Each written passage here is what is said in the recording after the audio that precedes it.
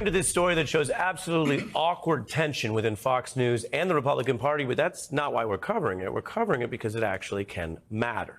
We've mentioned this before. Rupert Murdoch remains a very powerful owner of the largest mainstream conservative media empire, and we've seen Fox News has now started just ignoring entire Trump speeches.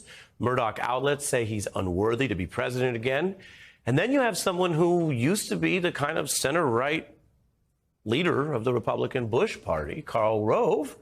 He's writing in, of all places, Rupert Murdoch's Wall Street Journal that Trump is hoarding millions of dollars from Republican donors. He's not helping other Republicans. And then you have it, quote, donors might not keep giving. Candidates might start to wonder how strong an ally Trump really is. And then there's a shot at the discredited claims about the 2020 election. That may all sound standard and like a low bar, but you don't usually hear that from conservative Republicans in a conservative political outlet like the editorial side of the Journal. Now, Trump was giving that primetime rally in Arizona on Friday. The Fox News evening lineup did not take it live. Here's what they did.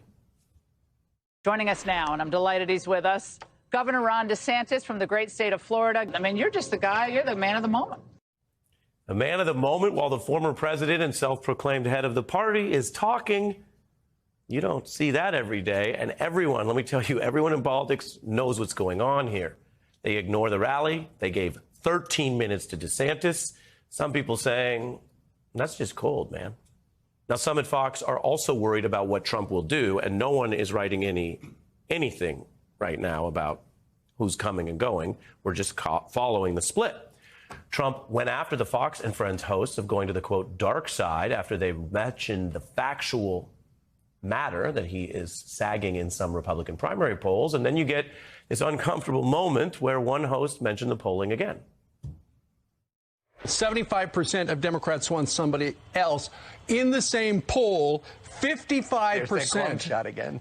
55% of Republicans or people leaning Republican want somebody other than Donald Trump to run. That's up 6% from their earlier poll. And if the former president's watching, you should know those are just the numbers you're relaying. You didn't come up with those numbers, right? CNN came up with them. Right. Ainsley said that if this was a fascinating poll. It is. That's why we just talked about it.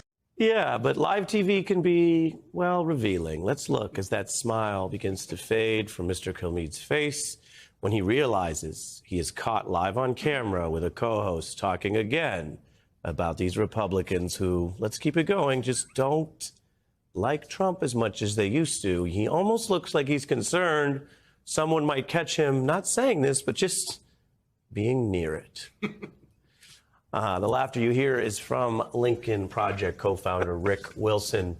You're not a big lefty. No, That's not how you spent your life. Not how I roll. You know this world. We wanted to get your view on what's going on, and particularly, as I mentioned, however it plays out, you don't have that DeSantis programming by accident, do you? Listen, this is a very considered decision on Murdoch's part.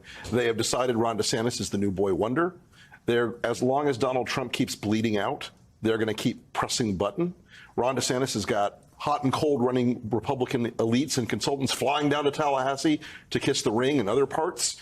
He is the man of the moment with the billionaire class in the Republican Party, and it's driving Donald Trump out of his damn mind. He sits in the bridal suite at Mar-a-Lago or in his room at Bedminster and throws things at the walls every time he sees Ron DeSantis on Fox, which is about every 35 seconds now.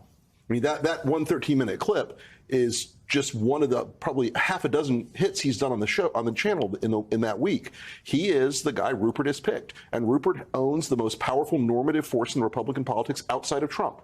I do have a theory, though, Ari, that eventually Rupert's instinct to watch a car crash, to watch a fight, he'll elevate Trump again, because Trump will get back out there in the fight. And look, the reality is Donald Trump still controls about 30% of the Republican base. Sure. The Trump hotties, they will never break. And that's enough to win primaries. But there's been many strategists like yourself, campaign veterans, as well as political scientists who point out that what we call campaigning, much of it is designed for public and media consumption. Sure. There's the private parts. You got to raise the money. You do this and that. But the public parts, people hold rallies to get them first on TV and definitely on TV where they think their voters are watching. If Ron DeSantis doesn't even have to hold rallies because his sit-down interview beats an entire Trump rally on Fox, What does that do to the Trump apparatus in this potential pre-campaign period? There were two giant driving factors in 2016. Jeff Zucker and Rupert Murdoch, who flooded Trump with earned media. He was on every single day. Trump could go to the opening of a phone booth and they would have covered it with an hour before, an hour of analysis after, and whatever, long discursive rambling Trump had. If they choke him out on the earned media side, it makes it harder and harder because he doesn't have Twitter anymore. He has a much more difficult time doing this. But we still shouldn't underestimate the fact that Trump got 100% name ID in the Republican Party. All his craziness and errors and flaws are baked in the cake with those voters. They like a lot of that. And Ron DeSantis is basically diet Trump right now.